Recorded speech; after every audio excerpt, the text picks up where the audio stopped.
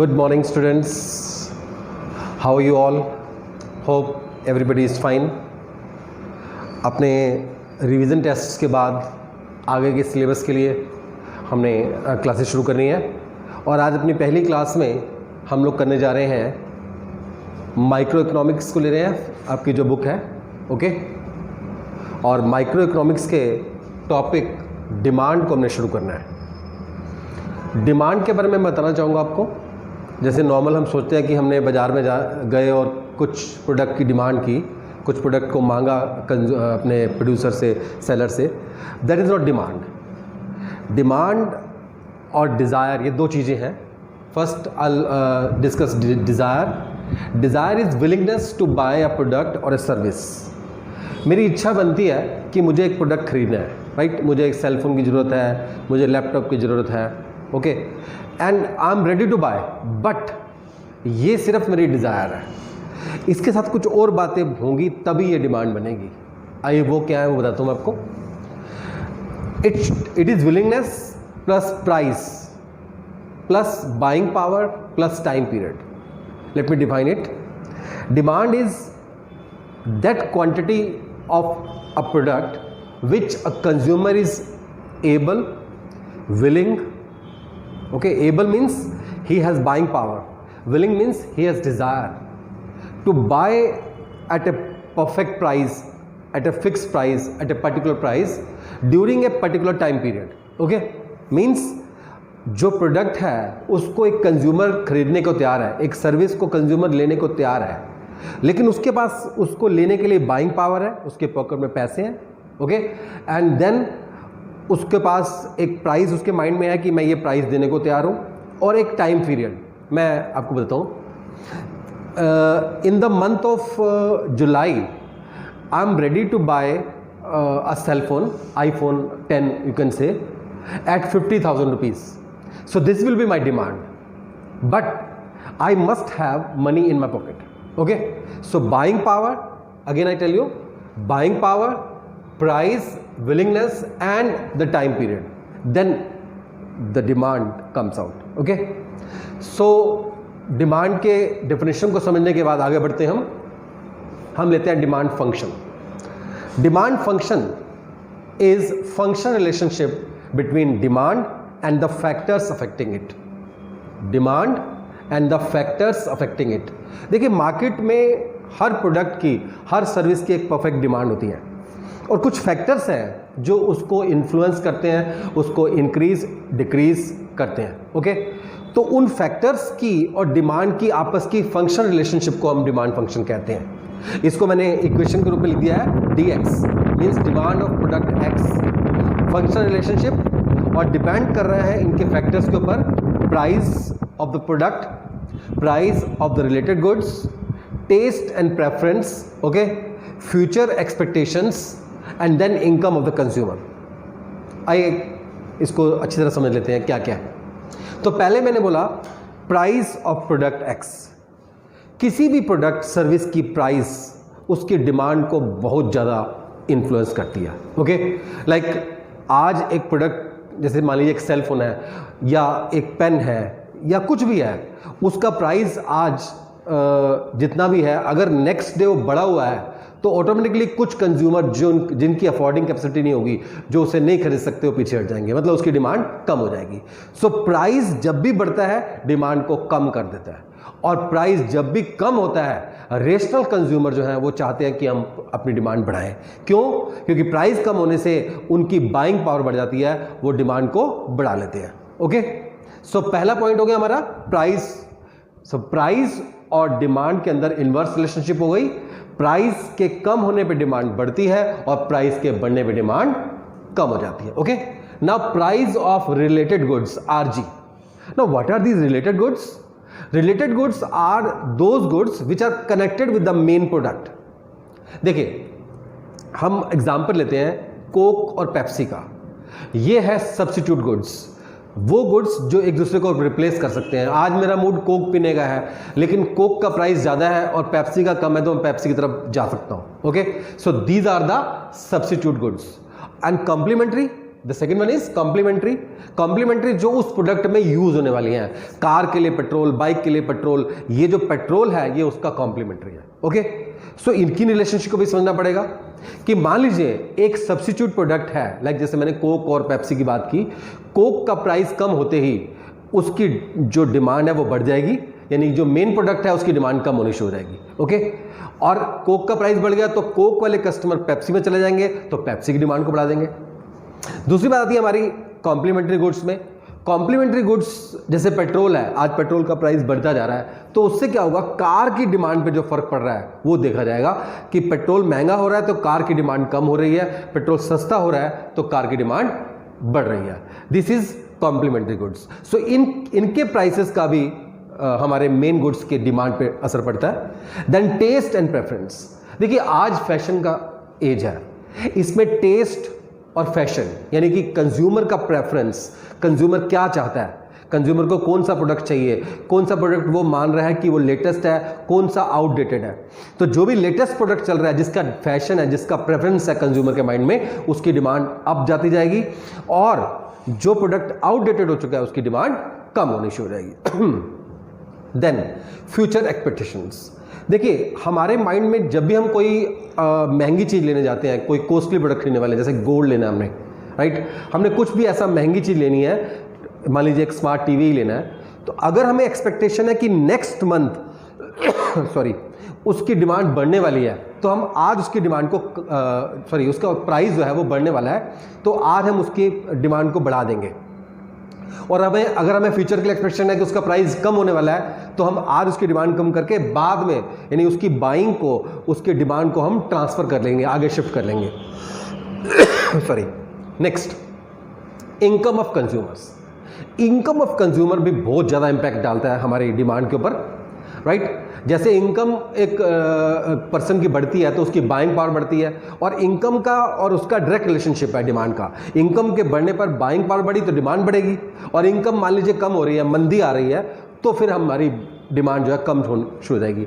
लेकिन ये भी दो गुड्स पे डिपेंड करता है। हमारा जो है इन्फीरियर गुड्स है और जनरल गुड्स हैं। इन्फीरियर गुड्स मतलब थोड़े से लोकल प्रोडक्ट्स, थोड़े से हल्की क्वालिटी के प्रोडक्ट्स। जैसे ही हमारी इनकम बढ़ती है, हम इन्फीरियर गुड्स को छोड़कर मेन प्रोडक्ट्स में आ जाते हैं, नॉर्मल प्रोडक्ट्स में आ जाते हैं, नॉर्मल गुड्स लेते हैं। और मान लीजिए इनकम बढ़ रही है तो जो हमारे नॉर्मल प्रोडक्ट की डिमांड है वो बढ़नी शुरू हो जाएगी, और इन्फीरियर प्रोडक्ट की डिमांड कम होनी शुरू हो जाएगी। तो ये हमने समझा वो फैक्टर्स जो हमारी डिमांड को इन्फ्लुएंस करते हैं। Okay, now comes law of demand. देखिए कोई भी लॉ है वो कुछ बातों को लेके चलते हैं और कुछ चीज़ों को वो फिक्स मान लेते हैं, और उसके बाद थ्योरीज बनती हैं। लॉ ऑफ डिमांड के लिए एक पॉइंट आ रहा है ceteris Paribas. Sorry, citrus Paribas means other things remaining the same. Citrus Paribas बताता है कि सिर्फ प्राइस और डिमांड को हम यहां देखेंगे, बाकी सब सेम है, बाकी हम कोई चेंज नहीं कर रहे। तो क्या होता है ceteris paribus, there is inverse relationship between price and demand. Price is the engine, demand is the main point. Okay, means price इसको ड्राइव करेगा डिमांड को। प्राइस के बढ़ने पर when price rises demand falls and vice versa. Means price कम होगा तो demand बढ़ जाएगी, प्राइस बढ़ेगा तो डिमांड कम हो जाएगी। ओके, सो ये रिलेशनशिप है, लेकिन इसमें मेन ध्यान रखना है आपको citrus Paribas means other things remaining the same. इसको मैं ऐसे समझाता हूं यहां पर एक शेड्यूल के जरिए कि प्राइस बढ़ रहा है 246, डिमांड कम होती जा रही है 642। ओके, और इसको अगर जब भी हम उसके अपने डायग्राम में लेंगे तो ये डाउनवर्ड स्लोपिंग होगा। जब भी इनवर्स रिलेशनशिप होता है डाउनवर्ड स्लोपिंग बनता है हमारा diagram. This is demand curve. Okay, जो क्लियरली शो कर रहा है कि जैसे जैसे प्राइस हमारा बढ़ता है डिमांड कम होती जाती है, और जैसे जैसे हमारा प्राइस कम होता है डिमांड बढ़ती जाती है। ओके, क्लियर है?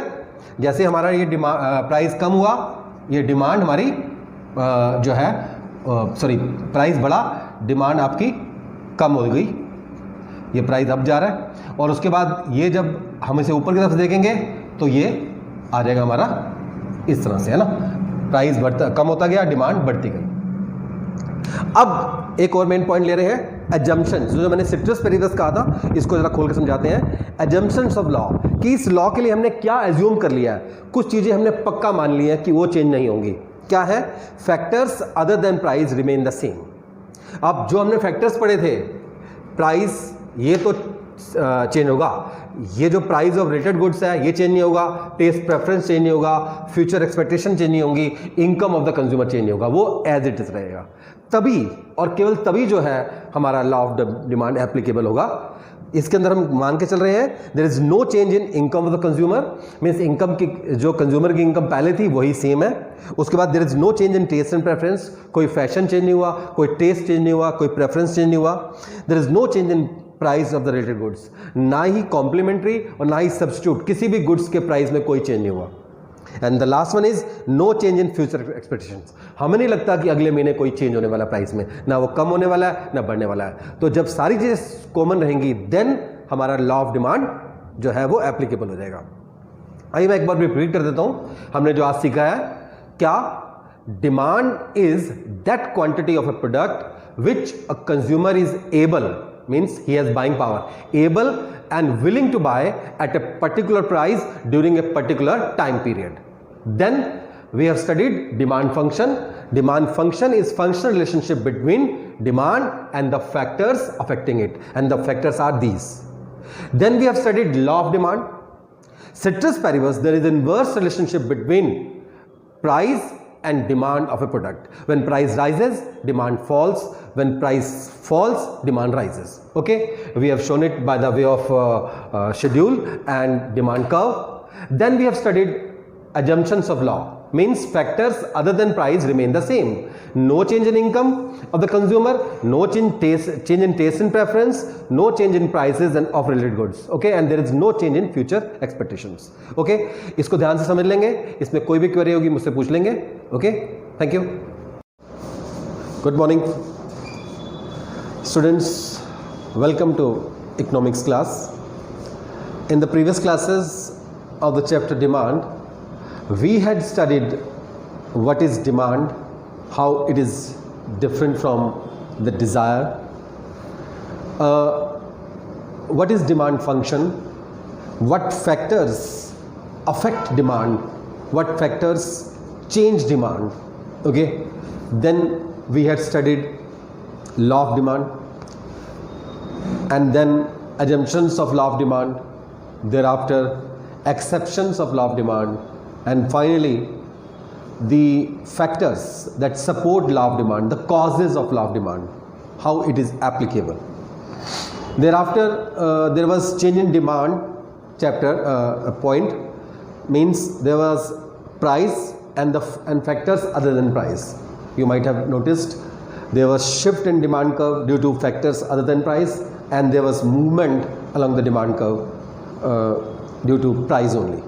Okay, now in this chapter we are going to study elasticity of demand.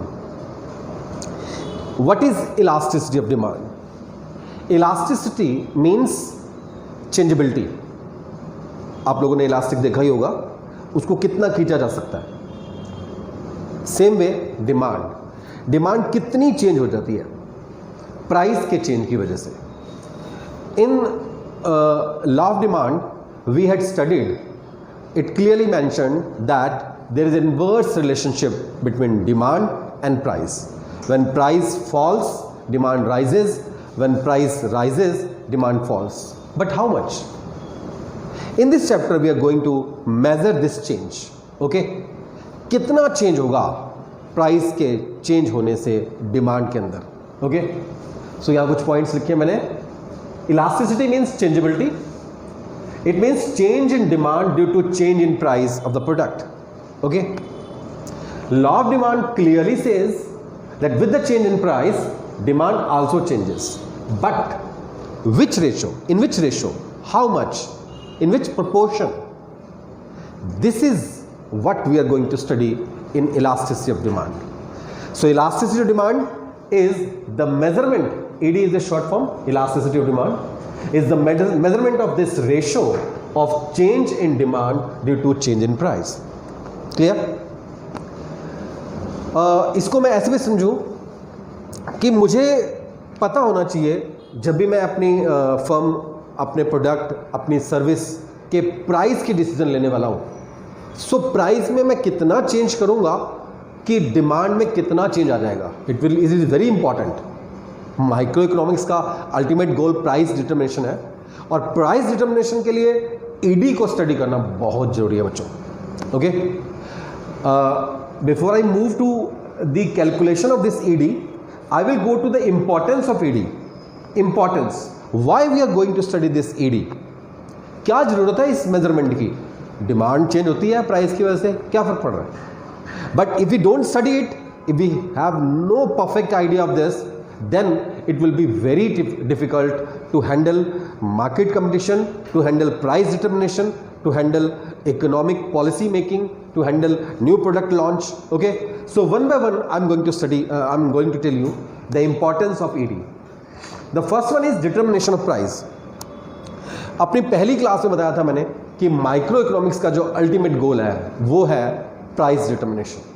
हम किसी भी प्रोडक्ट और सर्विस जिसको हम बना रहे हैं उसका प्राइस डिटर्मिनेशन करना चाहते हैं, तो हमें उस प्रोडक्ट की ईडी पता होनी चाहिए, उसकी इलास्टिसिटी पता होनी चाहिए कि प्राइस उसको कितना अफेक्ट कर सकता है। इसमें यह समझने वाली बात है कि अगर ईडी लो है, ईडी जो है वो 1 से कम है, अच्छी बात है। अगर उसका आंसर जो है वो 1 से कम आ रहा है तो इट्स गुड, क्योंकि लो इलास्टिसिटी है वो, और 0 होना तो बेस्ट वन है। Zero elasticity means there is no change in demand with any change in price.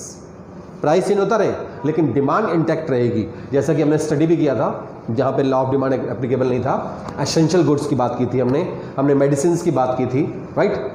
तो वो जो चीज़ें हैं ना उनकी डिमांड इंटैक्ट रहती है, और ऐसे ही कोई प्रोडक्ट जो हमारे कंज्यूमर की हैबिट बन चुके हैं उन सब की ईडी 0 होगी। अब ईडी 0 है तो आप कोई भी प्राइस फिक्स कर सकते हो, लेकिन अगर ईडी मोर देन 1 है, it is highly elastic.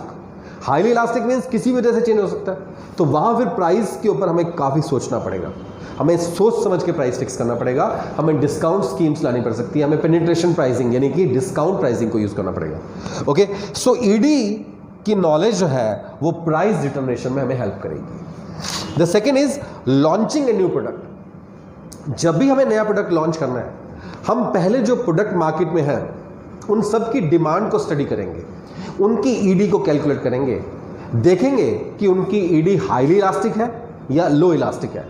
Highly elastic है तो हम सोच समझ चलेंगे, क्योंकि कंपटीशन बहुत हाई होने वाला है, प्राइसिंग बहुत लो जाने वाली है, तो उस समय लॉन्च की जरूरत नहीं है।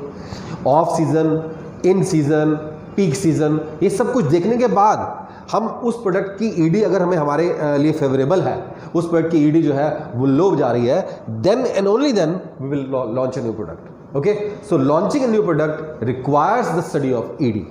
ED means elasticity of demand. The third one is for the government. You all of you know that government makes policies, government makes budget.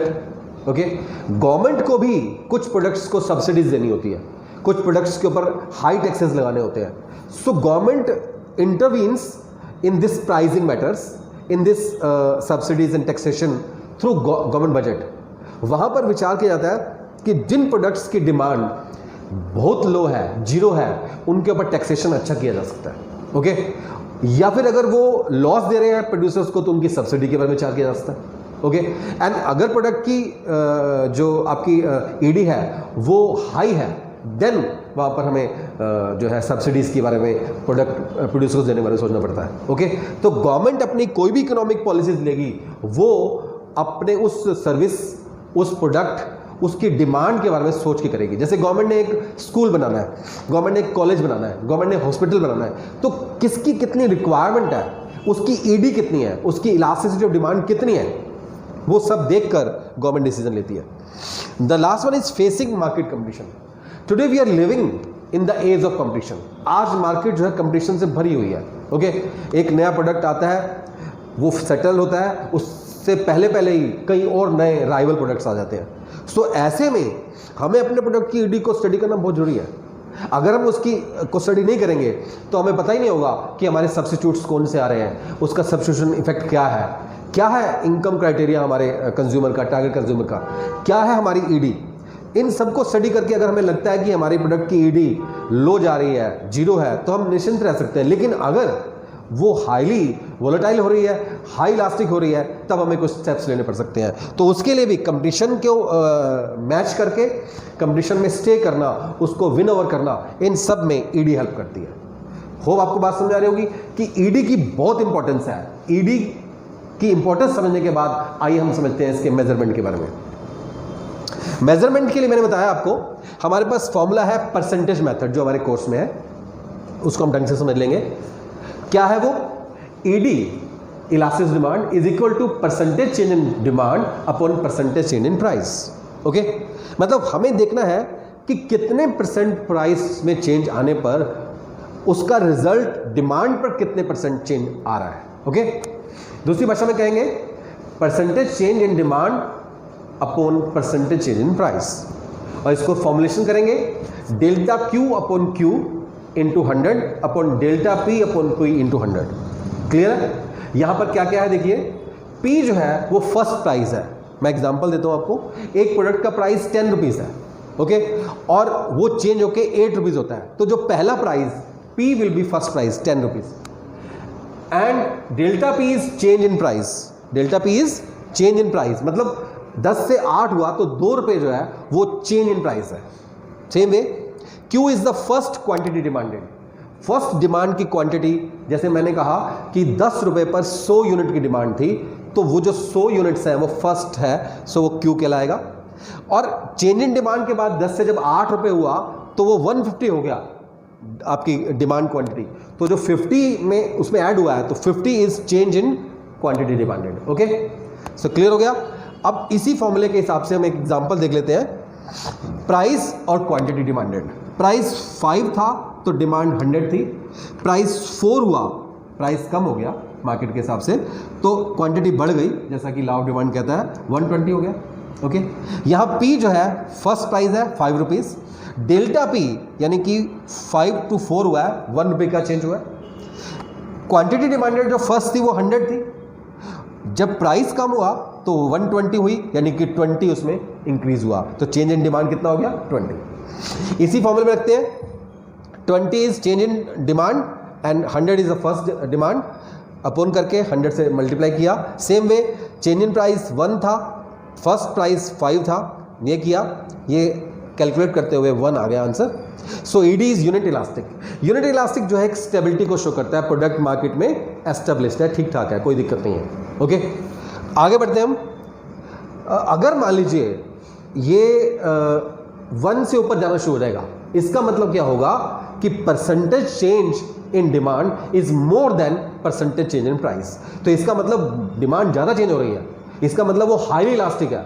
Highly elastic demand ठीक नहीं होती, उसके लिए फिर हमें कुछ स्टेप्स लेने पड़ते हैं। और अगर मान लीजिए 1 से कम जा रहा है, इसका मतलब वो लो इलास्टिक है, जितना भी कम जा रहा है वो हमारे लिए प्लस है। और मैंने बताया zero elasticity of demand is the best one. Okay, so इस क्लास में हमने, इस वीडियो में हमने समझ लिया है इलास्टिसिटी का मीनिंग, इलास्टिसिटी ऑफ डिमांड का। ओके, और फिर उसका मेजरमेंट क्या और उसकी importance. Okay, hope concept clear होगी आप सबको। इसमें कोई भी आपकी क्वेरी हो, you can ask me in the WhatsApp group. I'll make it clear. Thank you. Good morning, students. Welcome to the economics class. This is a revision class, and quick revision is being given about elasticity of demand. Elasticity of demand के बारे में आपने पढ़ लिया था. It is a measurement of responsiveness, degree of responsiveness of demand towards change in price, or you can say ratio between change in price and change in demand. Okay, so इसके methods आपने पढ़े थे, percentage method, okay, then proportion method, उसके ऊपर कुछ sums भी लिए थे। तो अब मैं स्टेप बाय स्टेप हर तरह का एक एक सम लूँगा, आप उसकी प्रैक्टिस करेंगे और उसके ऊपर जो भी आपकी क्वेरी होगी वो आप पूछ लेंगे मुझसे। आइए बात करते हैं सबसे पहले फॉर्मूलाज की। ईडी का परसेंटेज मेथड कहता है percentage delta Q upon percentage delta P. Okay, percentage delta Q means percentage change in demand, okay, and percentage delta P means percentage change in price. कभी कभी तो दिया होता है, और अगर नहीं दिया हो तो फिर हमें निकालना पड़ सकता है। उसमें हम क्या करेंगे, delta Q upon Q into 100। जैसे कि परसेंटेज निकालते हैं कि बेसिक क्वांटिटी जितनी थी उसमें फिर जितना चेंज हुआ, ऐसे करके जैसे मान लो आपके 100 में से 60 मार्क्स आए हैं तो 60 अपॉन 100 इंटू 100 जैसे परसेंटेज निकालते हैं, वही तरीका आपका। ऐसे ही delta P upon P into 100, change in price upon basic price into 100 कर दिया आपने। और इसी से निकला हुआ है proportion method, E D is equal to delta Q upon delta P into P upon Q. अब ध्यान रखने वाली बात है कि पी जो है वो आपका बेसिक प्राइस होता है, ओरिजिनल प्राइस होता है, जो स्टार्टिंग का प्राइस होता है, और क्यू जो है वो स्टार्टिंग की क्वांटिटी होती है, स्टार्टिंग की डिमांड होती है, और delta P change in price है और delta Q change in quantity है। ये हम सम्स में करेंगे। अभी आगे बढ़ते हैं, एग्जाम्पल में नंबर 1 लेते हैं। मैं क्वेश्चन बोलता हूँ, आप सुने। With the change in price from ₹10 to ₹8, with the change in price from ₹10 to ₹8, the demand rises from 100 to 120 units। इस एग्जाम्पल में दोनों चीज़ें दी हुई हैं, डिमांड और प्राइस दोनों दे रखे हैं। तो पहला प्राइस था ₹10 पर जो है थी डिमांड वो 100 यूनिट्स की थी। फिर प्राइस हो गया ₹8, प्राइस फॉल कर गया और क्वांटिटी हो गई 120 यूनिट्स। अब इसमें हमें कहा गया है कि ईडी निकालिए। तो बिल्कुल सिंपल जैसा मेथड है वैसे यूज़ करेंगे हम। यहाँ पर हमने देखा फर्स्ट प्राइस जो है पी जो है वो 10 है, डेल्टा पी यानी कि 10 से 8 हुआ तो 2 हो गया। हम इसमें माइनस यूज़ नहीं करेंगे, माइनस कन्फ्यूजन क्रिएट कर देता है। Minus is just to denote inverse relationship between price and demand, उसको हम यहाँ यूज़ कर ही नहीं रहे। ओके, तो अब देखते हैं हम क्या कि 10 से 8 हुआ तो वो 2 आ गया डेल्टा पी। फिर Q यानी कि पहली जो आपकी डिमांड थी 100 यूनिट्स की है, और डेल्टा Q जो कि 100 से 120 हुआ तो वो 20 आ गया। क्लियर? अब आगे बढ़ते हैं। हमने फॉर्मूला लगाया अपना ED का, जिसके अंदर हमने परसेंटेज निकाल के बतानी है, क्योंकि इसमें दी नहीं हुई, मैंने परसेंटेज मेथड यूज़ करना है। तो डेल्टा Q कितना है 20 अपॉन 100 इंटू 100 किया, फिर 2 अपॉन 10 इंटू 100 किया, और एक काट के 1 by 1 यानी कि 1 यूनिट। तो इसे यूनिट इलास्टिक बोला जाएगा क्योंकि आंसर 1 आया है। इसका मतलब percentage change in demand is just equal to percentage change in price. Okay, इसी को आगे हम समझ लेते हैं आपके प्रोपोर्शन मेथड से भी। सो उसमें मैंने क्या लिया, ईडी फॉर्मूला वही है, delta Q upon delta P. Delta Q 20 था, डेल्टा पी 2 था, इंटू पी अपॉन क्यू। पहला प्राइस आपका 10 और क्वांटिटी 100। इसको भी जब हम कट करेंगे तो 1 आएगा यूनिट इलास्टिक। क्लियर? अब बढ़ते हैं आगे। ये तो नॉर्मल सी बात थी कि आपको दोनों चीज़ दी हुई थी, चाहे आपने परसेंटेज मेथड लगाया चाहे प्रोपोर्शन लगाया, तो आंसर तो वही सेम आने वाला था। अब कई बार क्या होता है कि आपको ईडी दी होती है -1 -2, क्योंकि माइनस का साइन उसके इनवर्स रिलेशनशिप को शो करने के लिए है। तो ईडी दी हुई है। अब आपसे या तो कोई क्वांटिटी पूछेगा, पहली वाली बाद वाली, या प्राइस पूछेगा। सीधी सी बात है, मैथमेटिकल तरीका है। फॉर्मूला पुटअप करेंगे, जो नहीं दिया उसको x मान लेंगे, निकल जाएगा। करते हैं अगले क्वेश्चन में। क्या है, ED is -1 given to us. ED is -1 given to us and the question says at a price of ₹5 per unit the demand was 150 units. Clear? 5 रुपये की कीमत पर जो हमारे कंज्यूमर 150 यूनिट डिमांड कर रहे थे, when the price falls by ₹1 यानी कि 5 से 4 रुपये हो गया, what will be the quantity quantity demanded. मतलब हमें उस नए प्राइस पे क्या क्वांटिटी, कितनी डिमांड होगी, क्या चेंज आएगा, ये निकालना है। Okay, so new quantity we have to find out, उसको हमने x मान लिया। क्लियर है? हमें कहा गया 5 रुपये पे 150 था, उसके बाद 4 रुपीज़ पे कितना होगा, क्योंकि ईडी दिया हुआ है तो हमारे लिए आसान है। यहाँ पे फिर मैंने निकाल लिया, P जो है 5 है आपका, डेल्टा P 5 से 4 हुआ 1 आ गया, Q आपका 150 है। डेल्टा Q हमें गिवन नहीं है, वो हमने निकाला कैसे, इसे x माना हुआ था। आपका प्राइस ₹5 से 4 हुआ है, प्राइस कम हुआ है, तो लॉ ऑफ डिमांड सीधा सीधा कहता है कि when the price false demand rises. क्योंकि प्राइस कम हुआ है तो ये वाली डिमांड राइज कर रही है, बड़ी डिमांड है, तो इसका हमें जब चेंज निकालना है तो x - 150 किया। क्लियर है? बिल्कुल। क्या किया हमने, क्योंकि प्राइस कम हुआ था, डिमांड बड़ी हुई होगी, तो x - 150 चेंज इन डिमांड आ गया, चेंज इन यानी कि डेल्टा Q आ गया। अब चलते हैं आगे। यहाँ हमने रखना है फॉर्मूला वही आपका, ED is equal to delta Q upon delta P into P upon Q। यहाँ ED 1 दे रखा था तो मैंने 1 ले लिया, माइनस को मैं यूज़ नहीं करूँगा क्योंकि वो इनवर्स रिलेशनशिप शो करने के लिए है। 1 ले लिया हमने। अब डेल्टा Q हमारा है x - 150 रख लिया हमने, डेल्टा पी 1 है वो रख दिया हमने, पी आपका 5 है और वो 150 है, इसको रखा इस तरह से और मैथमेटिकल ढंग से सोल्व करते हैं इसको। यहाँ पे हमारा आ गया ये सब कट के 30 वहाँ चला गया, ऊपर रह गया x माइनस 150 और x इज इक्वल टू ये दोनों ऐड हो जाएंगे 180। So new demand is 180 units. So एक चीज़ नहीं दी हुई थी वो हमने निकाल ली फॉर्मूला में रख के। ओके, बिल्कुल ऐसा एक क्वेश्चन और आता है हमारे पास जिसमें अब क्वांटिटी के बजाय वो प्राइस पूछता है। आइए देखते हैं अगले क्वेश्चन में। वो कहता है ED is -2, ED is -2, it's given to you and he says at a price of ₹10 per unit the demand was 200 units. हमेशा पी क्यू वाला मेथड ठीक है, आपको जो भी वो थ्योरी देंगे, क्वेश्चन देंगे, आप उसे पी क्यू में कन्वर्ट कर लेंगे तो इजी रहेगा, जैसे मैंने किया। Eight a price of ₹10 per unit demand was 200 units. Okay, अब वो पूछता है when the price falls the demand rises to 300 units. उसने कहा प्राइस फॉल कर रहा है, कितना कर रहा है, क्या हो रहा है नहीं पता। The demand is new demand is 300 units. So calculate the change priced. तो चेंज प्राइस यानी कि नया वाला प्राइस उसने हमसे पूछा है, तो हमने उसको भी अब x मान लिया। जैसे हमने पहले डिमांड को x माना था, यहाँ प्राइस को x मान लिया। सेम वही तरीका है, आगे बढ़ते हैं। p जो है आपका 10 है, डेल्टा p नहीं पता लेकिन क्वांटिटी बढ़ गई है। डिमांड का लॉ कहता है जब आपकी डिमांड बढ़ती है इसका मतलब प्राइस कम हुआ होगा। सो प्राइस ये छोटा वाला है, डिफरेंस निकालने के लिए बड़े वाले में से छोटा वाला माइनस करते हैं, तो इसलिए 10 माइनस x हो गया, कोई दिक्कत नहीं। अब Q जो है वो आपकी पहली क्वांटिटी 200 और चेंज जो है 100 का हुआ है, डेल्टा Q इतना आ गया। क्लियर, आगे बढ़ते हैं। ED का फॉर्मूला रखते हैं वही सेम, क्या, डेल्टा Q यानी कि 200 upon delta P 10 minus x into P upon Q 10 upon 200, ये हमने किया, इज इक्वल टू ED जो है 2 दे रखा था वो हमने लिख दिया। आगे बढ़ते हैं। नेक्स्ट स्टेप में देखा हमने क्या कि ये कट कर लिया 200 से 200 और ये जब हम क्रॉस मल्टीप्लिकेशन करेंगे तो ये 20 माइनस 2x हो जाएगा और सामने आ जाएगा 10। इसको और आगे किया, माइनस के 2x वहीं रह गए, ये -20 इधर हो गया, तो माइनस के 2x इज इक्वल टू -10 आ गए, ये कट हुआ, x इज इक्वल टू 5 आ गया आपका। So new price will be ₹5। Okay, clear, समझ में आ रहा है आपको?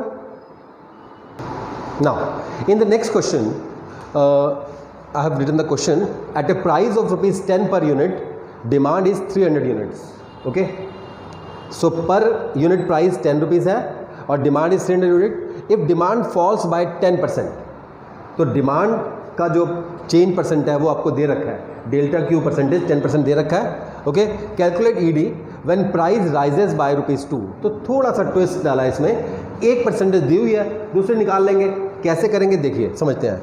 उसी तरीके से PQ लिखा मैंने, क्या किया, 10 रुपीज़ पर डिमांड कितनी है 300 यूनिट्स, क्लियर। और उसके बाद उसने कहा है when the price rises by ₹2 यानी 10 से 12 हो गया।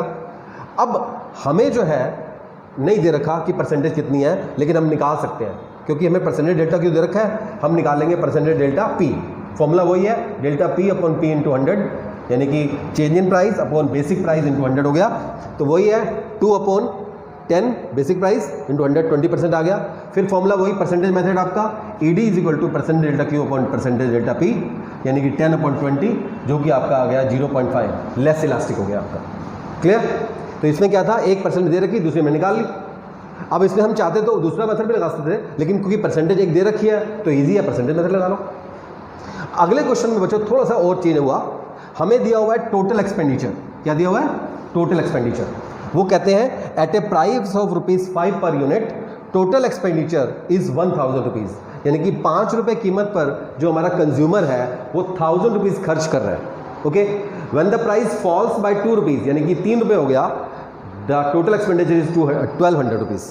तो यहाँ टोटल एक्सपेंडिचर दे रखे हैं, ध्यान दीजिए टोटल एक्सपेंडिचर आपकी डिमांड नहीं है क्योंकि वो तो यूनिट्स में होनी चाहिए, तो उसको निकालने के लिए क्या करेंगे, T का फॉर्मूला लगा देंगे। T का फॉर्मूला बेसिक हमारा क्या है, अगर हम चाहें क्वांटिटी निकालने के लिए तो ये हो जाएगा TE डिवाइडेड बाय P।